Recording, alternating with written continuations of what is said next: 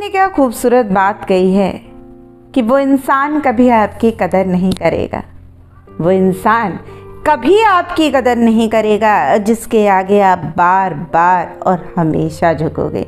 नमस्कार दोस्तों, ईश्वर सदैव आपका भला करे और आपकी झोलियाँ ईश्वर के आशीर्वाद से हमेशा भरी रहे। तो दोस्तों, आज बात करेंगे एक कहानी की।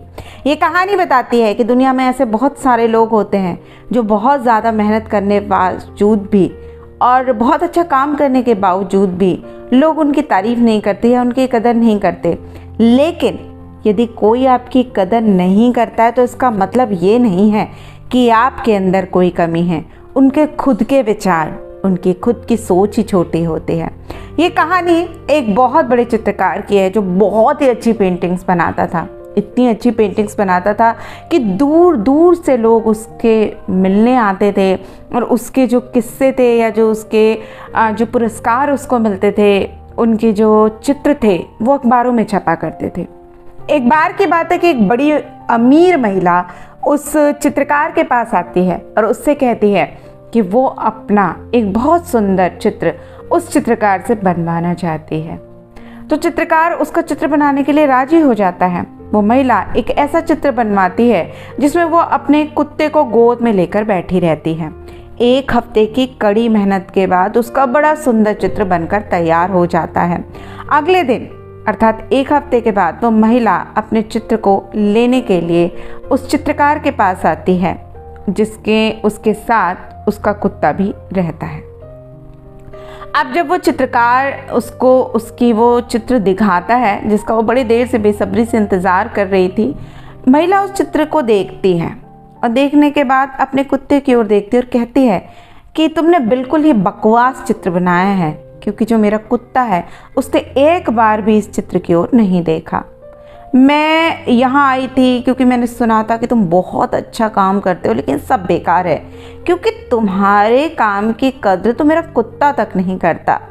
तो मुझे लगता है कि इस चित्र पे पैसे देना बिल्कुल व्यर्थ है। मैं बिल्कुल इस चित्र का कुछ भी पैसा नहीं दूंगी। और ऐसा कहकर वह वहाँ से जाने लगी। अब इन शब्दों को सुनकर उस चित्रकार ने उसे रोका और कहा कि महोदया, हो सकता है कि मेरे द्वारा चित्र बनाने में कुछ गलती हो गई है। ऐसा करिएगा, आप कल ज़रूर आइएगा और कल आपका कुत्ता भी मेरे बनाए हुए चित्र की तारीफ़ करेगा और मैं इसके लिए पूरी तरह से आश्वस्त हूँ। अगले दिन वो महिला फिर से अपने कुत्ते को लेके आती है और जब वो इस बार अपने कुत्ते को लेके आती है तो आश्चर्य की बात है कि उसका कुत्ता उस चित्र को देखकर पहले तो बहुत गौर से देखता है और उसके बाद उस चित्र को चाटने लगता है। और जब वो महिला इस चीज़ को देखती है तो बड़ी खुश हो जाती है कि वाह, उसके कुत्ते ने भी चित्र को पसंद किया और उसने इस बात से खुश होकर जितना पैसा था उससे भी थोड़ा ज़्यादा पैसा उस चित्रकार को दिया और कहा कि आपने बड़ी सुंदर पेंटिंग बनाई है।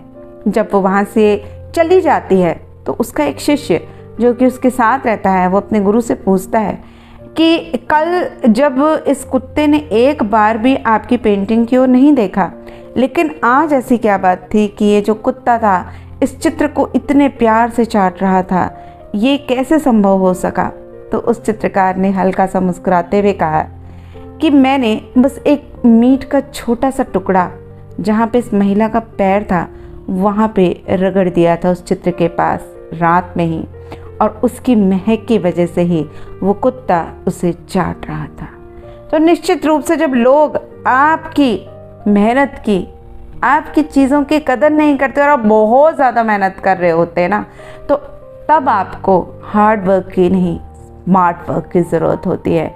क्योंकि लोग सिर्फ उन चीज़ों के प्रति आकृष्ट होते हैं जहाँ उनका लालच होता है, लेकिन वो लंबे समय तक चलने वाली या अच्छी चीज़ों के प्रति उतना मोह नहीं रखते हैं।